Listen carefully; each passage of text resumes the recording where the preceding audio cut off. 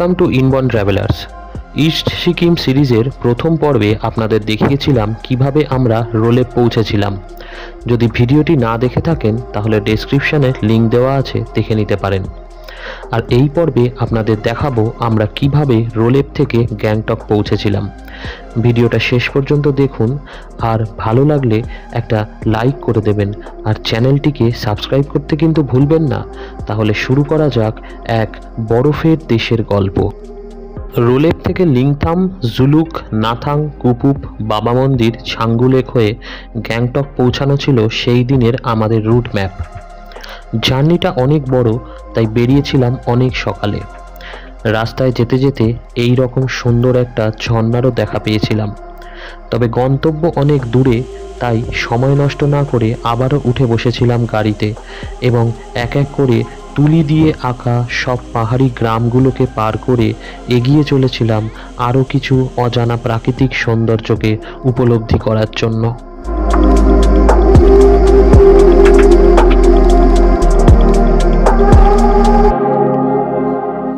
অসাধারণ পাহাড়ি পথ দিয়ে গাড়ি চলতে চলতে হঠাৎ দাঁড়িয়ে পড়েছিল। কারণ হলো ভিউ পয়েন্ট। আমরা তখন প্রায় 11,000 ফিট ওপরে। আসলে পাহাড়ি পথে পুরো জার্নিটাই তো একটা ভিউ পয়েন্ট, তবে তার মধ্যেও কিছু কিছু বিশেষ জায়গা আছে যার মধ্যে দিয়ে অসাধারণ কিছু ভিউ পাওয়া যায়। একটি হলো জিগজ্যাগ ভিউ পয়েন্ট, আর অন্যটি হলো থাম্বি ভিউ পয়েন্ট। এই যে ভিউটা দেখছেন, এইটা জিগজ্যাগ ভিউ পয়েন্ট, আর এই আঁকাবাঁকা রাস্তাটা হলো ওল্ড সিল্ক রুট। এই পথ দিয়ে আগে ভারত ও চীনের মধ্যে বাণিজ্যিক কাজ আদান প্রদানগুলো হতো। আর ওই যে গ্রামটা দেখা যাচ্ছে, ওইটা হলো জুলুক।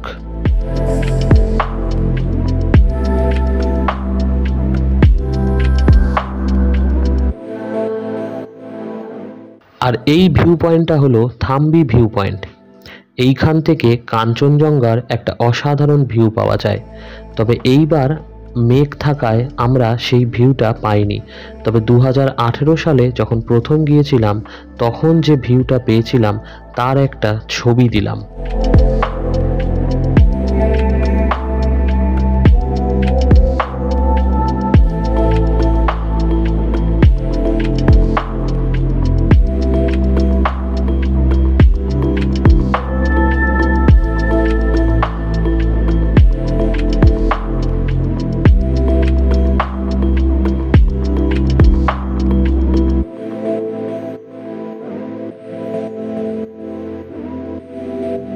এবার চলেছি আমরা নাথাং ভ্যালির দিকে।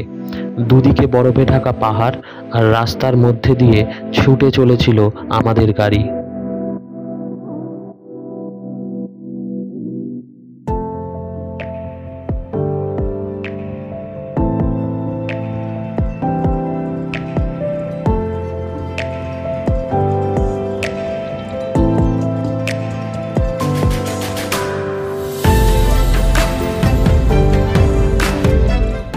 তেরো 13,500 ফিট ওপরে এই হলো নাথাং ভ্যালি, যার সৌন্দর্য প্রতিটা ঋতুতে বদলে যায়। এখন যেন মনে হচ্ছে পুরো ভ্যালিটা বরফের চাদরে ঢাকা আছে।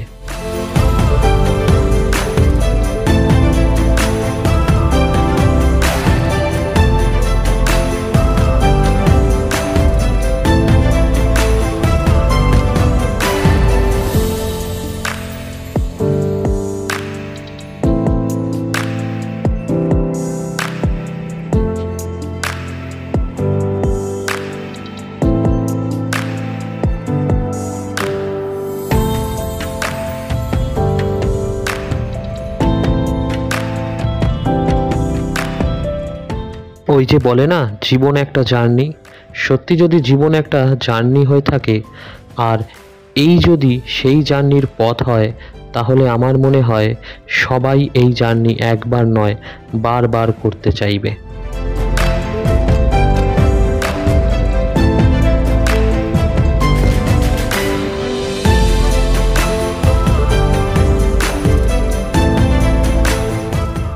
ওল্ড বাবা মন্দির।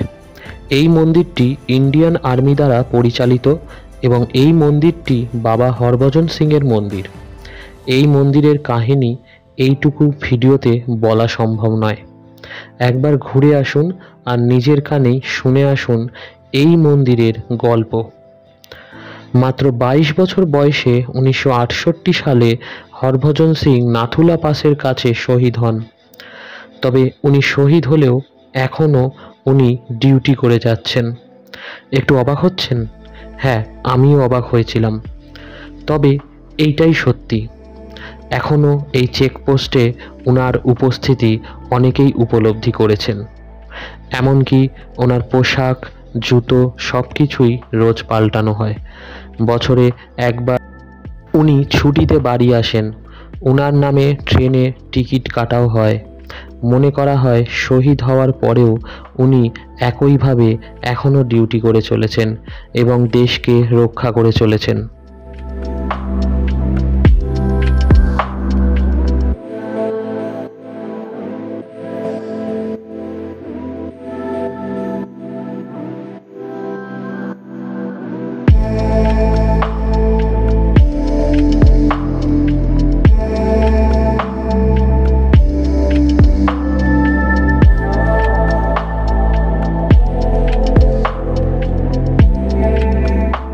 অসাধারণ এক পরিবেশের মাঝে অসাধারণ এক মন্দির, এবং মন্দিরের পেছনে যে কাহিনী বা বাস্তব যাই হোক না কেন, সেটাই এই রুটের অন্যতম এক আকর্ষণ।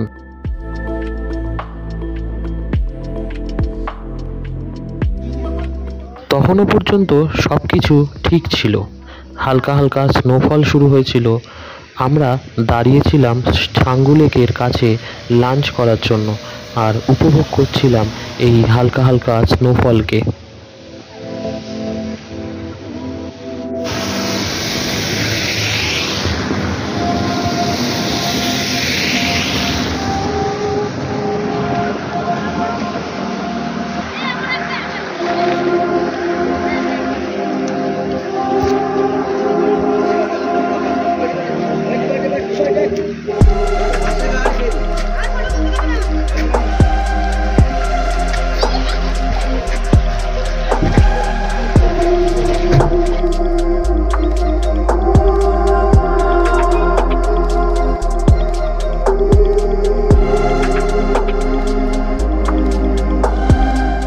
প্রকৃতির রূপ যে কিভাবে কখন বদলে যায় কেউ বলতে পারে না। আমরা সেই দিন সেটা বুঝেছিলাম।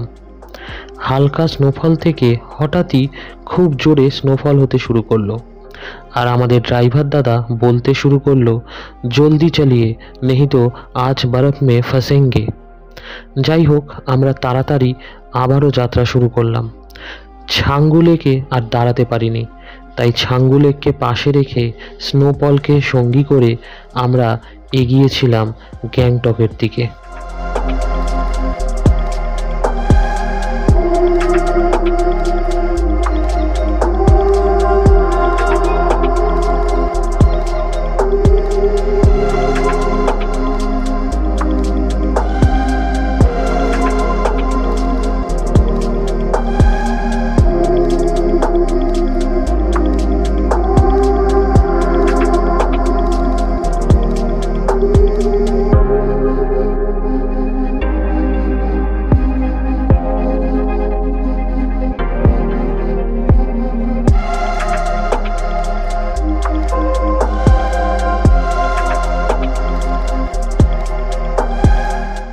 সেই দিন দেখেছিলাম প্রকৃতির রূপ।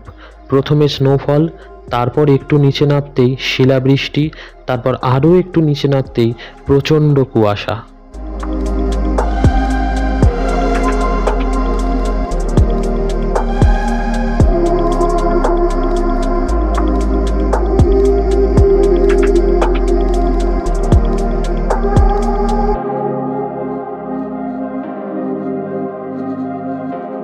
দিনের শুরুটা হয়েছিল অসাধারণ এক প্রাকৃতিক সৌন্দর্যের মধ্যে দিয়ে, তারপর শুরু হলো প্রাকৃতিক দুর্যোগ, আর এখন আবার সব শান্ত হয়ে পরিষ্কার আকাশ। ঠিক আমাদের জীবনের মতো, it's all about a journey, কখনো ভালো কখনো খারাপ। আমরাও ওই দিন আমাদের গন্তব্য মানে গ্যাংটক পৌঁছে গিয়েছিলাম বিকেলের মধ্যে। এই পর্বটি এইখানেই শেষ করছি। খুব তাড়াতাড়ি ফিরবো এই সিরিজের লাস্ট এবং থার্ড পর্ব নিয়ে। ভালো থাকবেন আর সুস্থ থাকবেন।